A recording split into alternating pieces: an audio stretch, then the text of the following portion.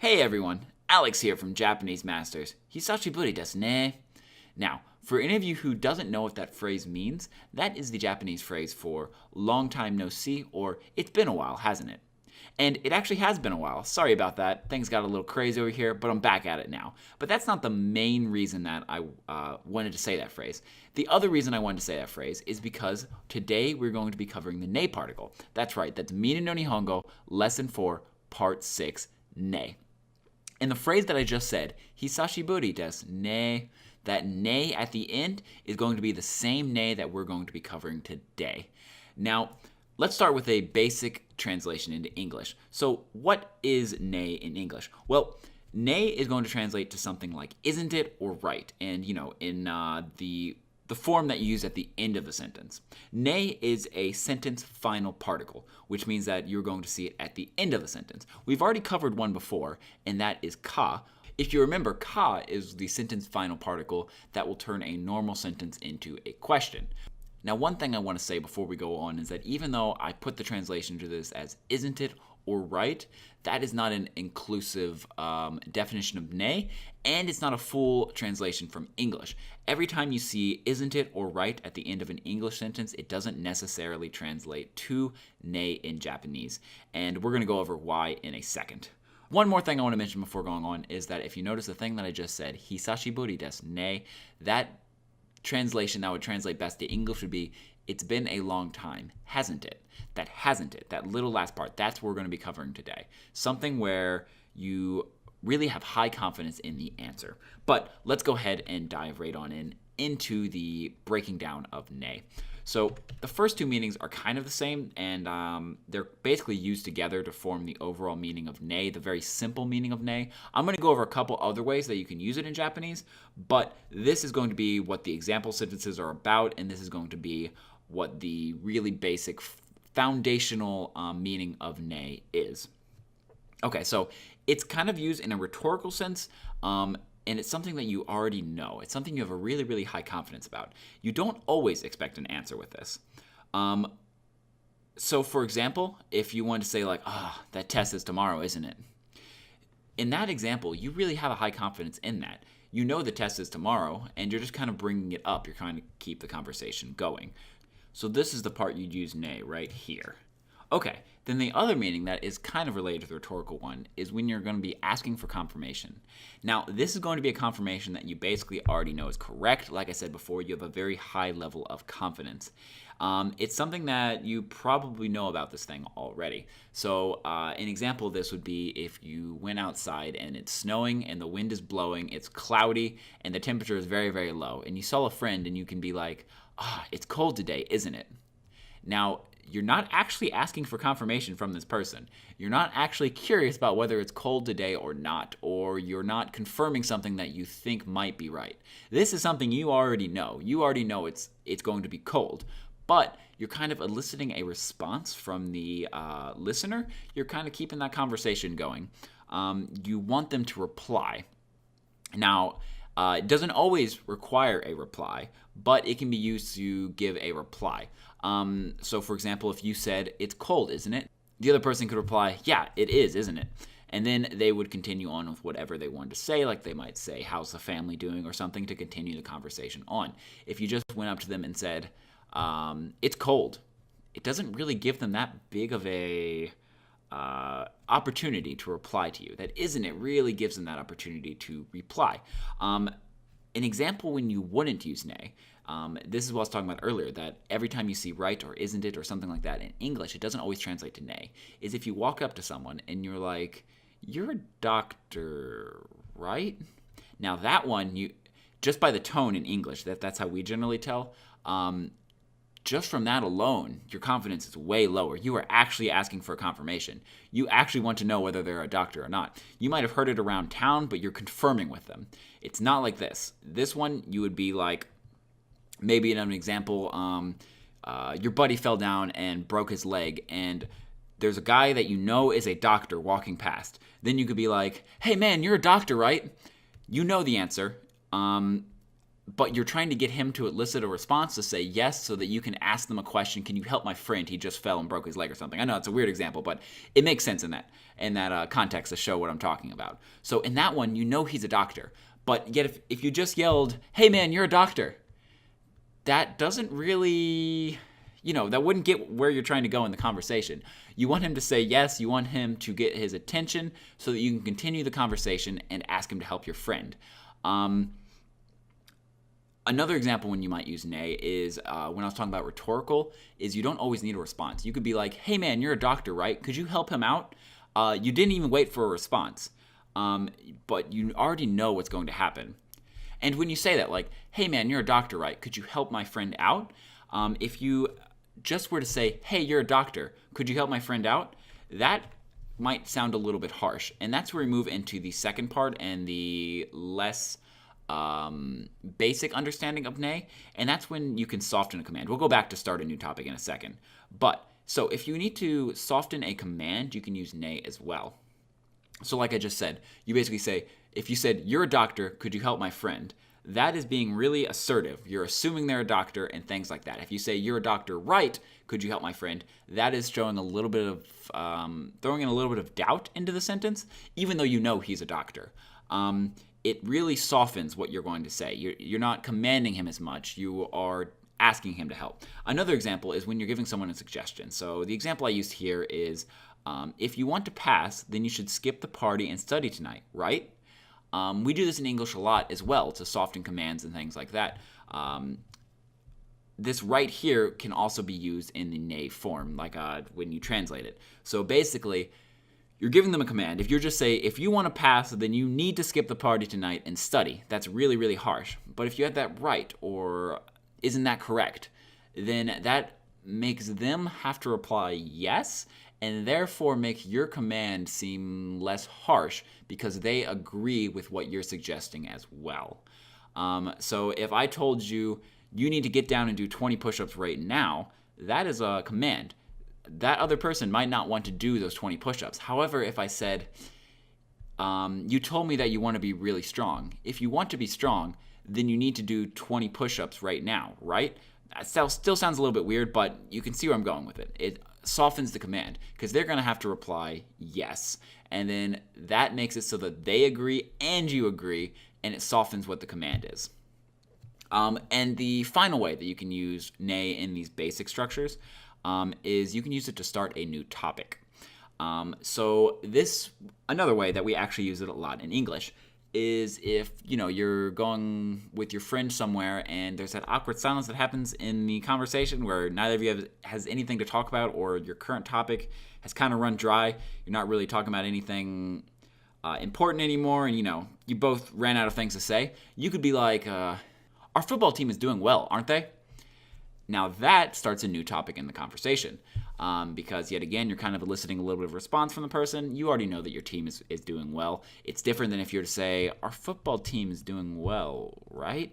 Because that, yet again, has a lot less confidence, and you wouldn't use ne in that situation. However, if you had the really high confident, our football team's doing well, aren't they? Then that gives the other person an opportunity to say, yes, they are, and either expand on that in any direction. They could be like, I really like this player, or anything like that.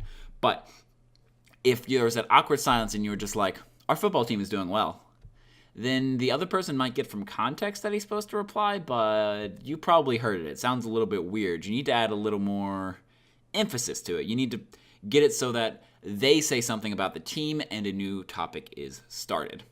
I know this is a really gray, fuzzy area in English that, especially if you're native English, you don't really think about. And when you're studying another language, it can be hard to put those rules into play in that other language, especially when you're using something like ne, which has many, many, many different meanings. Now, the examples that I'm going to go over today, they're going to basically be covering this, the rhetorical ask for confirmation kind of thing, where it's high confidence, you're just kind of keeping the conversation flowing. Without further ado, let's go ahead and dive into that first example. Okay. So the first example is, the weather is nice today, isn't it? 今日はいいお天気ですね. Now, first thing I want to go over here is that we have our couple of vocabulary words. We have kyo, which just means today in Japanese. And then we have tenki, which means weather. Tinky is another one of those vocab words that more often than not you'll see o before it. Another example of that is osake. Sake is the alcoholic drink that they drink a lot in Japan, or it can be the general term for alcohol itself. And generally you'll see the osake before it to make it honorific. Same thing with weather. You generally add it before it. I don't really know why it's added before the weather. The only thing I can think of is that weather is, an atmospheric, it's a heavenly thing, and that maybe with the religion, you might, especially in older times, believe that the weather was controlled by the kami, or the gods, and therefore when you're referring to something that the gods control, you make it sound a little more polite, honorific. You don't want to insult the gods, so you say otenki. But that is totally a guess. I am not at all sure why it's put that before that, but just remember that more times than not, you're going to need to put the o before tenki. It sounds more natural. Then we have our i. That just means nice, like it's it's nice weather today. And then we have this. We have our ne at the end of it. So instead of just saying the weather is nice today and leaving it at a fact that can sound kind of weird, you're saying the weather is nice today, isn't it? This is actually a very common greeting in Japan. If two people see each other, you could be like, kyou wa ii o tenki desu ne. And the other person replies something like, so desu ne. Like, it is, isn't it? And, or maybe if the weather is bad, you could be like, kyou wa iya no tenki desu ne, which just basically means the weather today is unpleasant. Yet again, the other person will reply with, so desu ne. And that just starts the conversation and gives you something to talk about. And when the other person does so desu ne, they could either continue on the weather vein, or they could create a new topic and go off from there. However, this is not a situation when you don't know what the weather is like. If it was pouring out rain, there's a typhoon in here, you wouldn't say, ii o tenki desu ne, because you already are supposed to know what the weather is like. You're not actually asking for confirmation. You're not asking them if the weather is nice. You're just eliciting a response to get the conversation flowing. You already have a very high confidence that this is happening, that the weather is nice. If you were actually asking a question, you would need to use a different grammar structure, something like desho or something like that, which we're not going to cover in this lesson. Okay, so let's go ahead and move on to the next example. The next example is a little bit longer. This one is, this zoo has a lot of small animals, doesn't it? Let me add the furigana here. Okay, this one would be, kono doubutsu ni wa chisai doubutsu ga takusan iru ne. Okay. So let's go ahead and break this down. The first thing that we should talk about is this right here, doubutsu in. Now, this one is actually pretty easy to remember if you know the word for animal, which is doubutsu. If you notice, these are the same kanji here and here. So zoo in Japanese is the combination of the kanji animal and park. So it's animal park. So that is your zoo that we call it in English. So this one's usually a pretty easy one to distinguish if you know the kanji behind it. And then, of course, we have the kono. We've covered this structure before. If added before a noun, it needs to be switched from kore to kono, and that's basically just saying that this zoo. And then we have our chisai, which just means small. Then dobutsu is animal. Then takusan means a lot of, and it's usually added right before the verb because it's an adverb. And then because we are talking about living things, this is not aru, this is iru. And if we want to make this polite, we could change it into imasu. I just want to show that ne can be added after polite things or after plain things. Okay, and then of course we have our ne at the end of this. So the way I imagine this one would be that you go to the zoo, you've been there a while, and you notice that all the animals are small. And you want to say that to your friend, start a conversation about it. So that's when you would say, this zoo has a lot of small animals, doesn't it? Yet again, this is not something that you're really asking for confirmation on. You basically know it. You're basically trying to tell them this zoo has a lot of small animals, and then they would reply something like, yeah, it really does. I went to the zoo last week, and there are only big animals. Starts a conversation. Other than that, the only other thing that I think would be worth noting is that this is niwa, not just wa. Wa works as well. However, niwa specifies at the zoo, since the ni is kind of a purpose or direction particle. So it's saying at this zoo, there's a lot of animals. Okay, let's go ahead and move on to the last example. The last example is, your family seems happy, don't they? Okay, so the first thing I want to go over here is the go before kazoku. Let me add the furigana again. Okay, so Here we have go kazoku.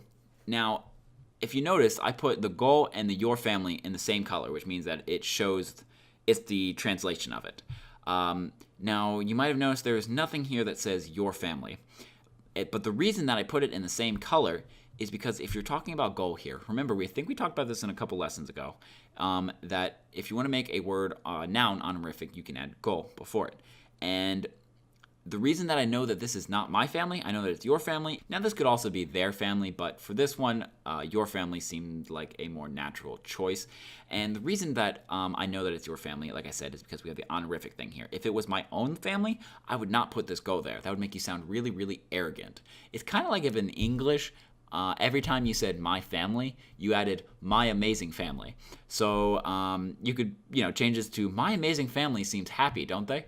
My amazing family went to the zoo yesterday. You see how that sounds really arrogant and like a little bit weird? It's kind of the same in Japanese. It'd be really rude to give your own family an honorific term.